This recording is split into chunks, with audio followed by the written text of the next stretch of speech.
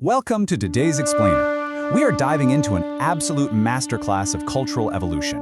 We're going to examine exactly how a remarkably simple concept, a digital bug-catching game, transformed into a 3-decade global phenomenon. And along the way, how it completely redefined human connection. Can you believe it? As of February 2026, the Pokémon franchise is officially celebrating 30 years of continuous evolution.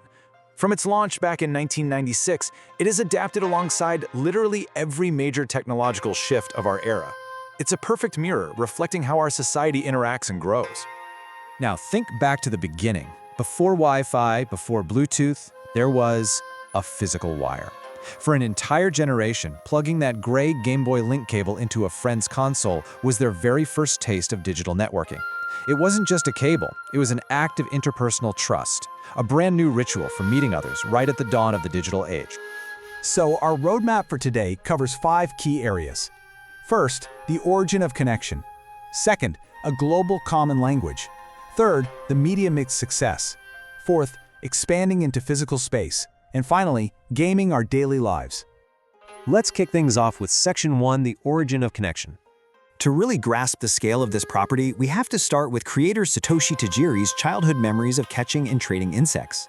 That incredibly simple, personal concept just sparked an explosion. I mean, look at this timeline. We go from the initial release of the Red and Green games in '96 directly to a hit TV anime in '97, and by '98, they had to establish a dedicated Pokémon Center corporate structure just to manage the hype. The secret sauce here was a concept known as tsunagaru, connection. Technically, trading a Pokémon was just, well, basic data transfer, but culturally, it was a massive paradigm shift. It forced video games out of this solitary, closed-off bubble, requiring actual negotiation and trust with another human being to complete the game. Moving right along to Section 2, a global common language. Get a load of this number, 111.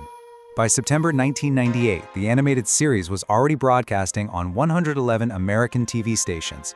It was immediate, undeniable proof that this intimate one-to-one connection possessed a massive, borderless appeal. It completely bypassed traditional cultural friction. So, how did they pull that global reach off? Basically, by creating a totally new global grammar. The universal, cute design of Pikachu broke down barriers instantly with just an approachable smile. Add in shared Pokédex numbers and a common understanding of elemental types, like water beating fire, and kids everywhere, regardless of their native tongue, could instantly communicate. They were speaking the same language through shared structural data. To sustain this universal language, the corporate side had to actively expand. You can see the strategic rollout of international subsidiaries here. Pokémon USA in 2001, Korea in 2006, and Singapore in 2018. They weren't just exporting a video game, they were actively managing a worldwide communication network. Which brings us to Section 3, the media mix success. Now, the Japanese media industry is famous for this strategy, but Pokémon executed it flawlessly. It's like a giant puzzle.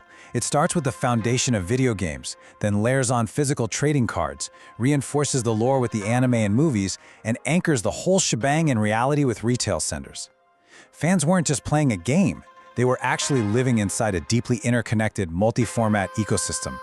Because of this, the experience shifted from individual play to collective storytelling. Take the 1998 Mewtwo movie, for example. Instead of just showing colorful monsters fighting, it casually hit kids with incredibly heavy themes. We're talking genetic manipulation and existential dread. It proved players were participating in a shared, generational culture, projecting themselves into a much larger, more meaningful narrative. All right, on to Section 4, expanding into physical space. This is where the franchise takes a monumental, game-changing leap. Pre-2016, the internal game world was primarily a solitary indoor experience. You played on your couch. But post-2016? Augmented reality literally turned our ordinary public spaces, our local parks, and our streets into shared gaming arenas. I mean, we all remember the summer Pokémon Go launched in July 2016, right? Suddenly, physical movement entirely merged with digital play. Cities effectively became a new shared public commons. Total strangers would meet by absolute geographical coincidence, all chasing the exact same digital creature. It literally called players' bodies back into the physical world. And finally, Section 5, gaming our daily lives. The progression here is just fascinating to watch. They started by gaming our physical movement in 2016. Then, they organized our digital lives with cloud storage in 2020.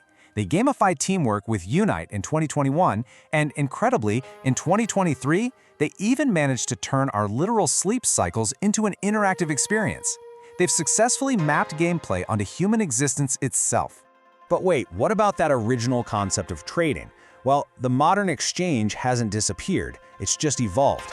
That physical link cable we talked about, it's been replaced by platforms like YouTube, Twitch, and TikTok. Vast communities now share strategies and experiences in real time, turning personal play into a massive communal viewing event. Yet, amidst all this high-tech integration, take a look at Pokémon Concierge on Netflix. Featuring meticulous stop-motion animation, it intentionally showcases a gentle, analog warmth. It's a deliberate, creative choice. They are actively reconnecting with the franchise's tactile, human touch, reminding us of the brand's quiet magic even in our hyper-digital age. So, what does this all mean? Ultimately, technology changes, but the core of connection remains. Looking back over the decades we've explored today, the mediums have drastically shifted, from physical wires to AR to cloud computing.